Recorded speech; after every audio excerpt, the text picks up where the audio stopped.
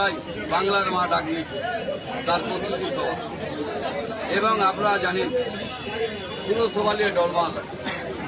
পরশুদিন আমাদের জেলা সভাপতি তিনি মানুষের কাজ করেন না, উনি আমার বিরুদ্ধে অনেক বড় বড় কথা বলেছেন। আপনারা জানেন কদিন আগে কানাই মণ্ডল কি বেরিয়েছিল, উনি বলেছিলেন যে যত বড় টাকা তুলে এবং চাকরি ছাড়া দাঁড়াতে পারে না সে বলে আমি ভালো আছি, যে যত বড় বুঝতে পারে সে উনি বড় বড় কথা বলেছেন তার পাল্টা উত্তর। তাই উনার ব্যাপারে আপনারা যত ভিডিও হয় জানেন, কানাই মণ্ডল প্রকৃতি কি আপনারা ভালো করে জানেন। আপনারা জানেন এমপি সাহেবের ভাই কংগ্রেসে দাঁড়িয়েছিলেন, উনি বলেছেন কংগ্রেস সিপিএম বিজেপি আমি আনতে পারি, আমার দলই ভালো। আমি মাননীয় মুখ্যমন্ত্রী আমাকে ফোন করেছে, মাননীয় মুখ্যমন্ত্রীকে বলেছে আমি দেখছি, দেখার আগেই তারা আমাকে হিলিয়ে ছেড়ে দিল, আমার বদনাম করে ছেড়ে দিল। কেন আপনারা জানেন সবটি কাউন্সিলর এমপির কাছে ছিল। কেন আপনারা জানেন আমি রাস্তায় যখন ঘুরছিলাম এবং ট্রেন দেখছিলাম, বাড়ির যখন রিক্সায় ছিলাম, তখন তারা সবটি এক হয়ে যে এমপি সাহেবের কাছে ছিল।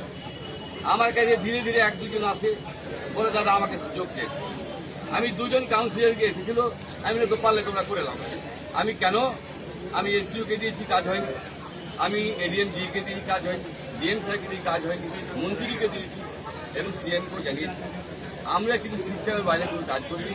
এবং আমি বলছি আমার সঙ্গে কাউন্সিলর যদি কম কেন, আমি জানি না আমরা অসুস্থ ছিলাম, 4 বছর যাবৎ আমি অসুস্থ, সব জায়গায় যেতে পারিনি। যখন থেকে আমি একটু যেতে পেরেছি তখন তো ওকে মাথা খারাপ হয়ে গেছে।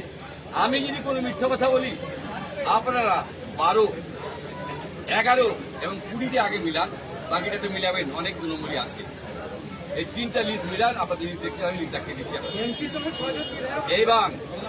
এবং তাদের আপনারা দেখুন, আইসিবি আমার ভাই দাদা দাঁড়ায়, যে দাঁড়িয়েছিল আপনারা জানেন। 2-3 মাস আগে হালুয়াতে যখন হয়েছিল, যখন কানাই মণ্ডল যে বক্তব্য দিল, এমপি তখন কোনো লোককে ডাকেনি, কোনো বক্তব্য দেয়নি, উনি চুপচাপ ছিলেন। তার মানে ব্যক্তিগত আমার উপরে আক্রোশ হয়। আমাদের মন্ত্রী সাহেব যখন কংগ্রেস থেকে তৃণমূলে আসে, কতগুলো প্রধান পাল্টিয়েছিল আপনারা জানেন, উনি বড় বড় লেকচার দিয়েছেন।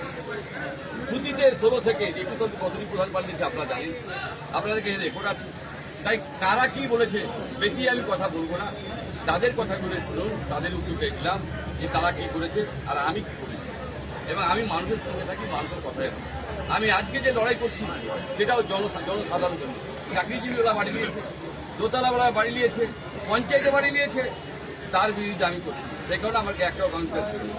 দুজন আমাকে এসে বলেছে চান্স দিন দাদা, আপনি আমরা দেখছি। আমি দুজনকে বলি তোমরা যা ইচ্ছা করো, এইটুকু বলেছি, বাকি আমার জানা নেই। জেলা সভাপতি জানে, ওর 16টাই কাউন্সিলর ছিল, ওই ভালো করে উত্তর দিতে পারে। জঙ্গিপুর পৌরসভায় অনাস্থার পিছনে আপনাকে দায়ী করছে এবং ব্লক সভাপতিকে ডাইরেক্টলি। আপনারা এটা জানেন যে 16টা কাউন্সিলর, 15টাই ছিল আমাদের এমপি সাহেবের কাছে, আর 2 মাস আগে একটাও আমার কাছে ছিল। আপনারা এটা ভালো করে জানেন। দুজন আমাকে কোন রকম এন্ট্রি নিয়ে বললো যে আমরা দেখছি আমরা করে দেব। আমি একটাই বলেছি যে তোমরা যা পারো করে নাও।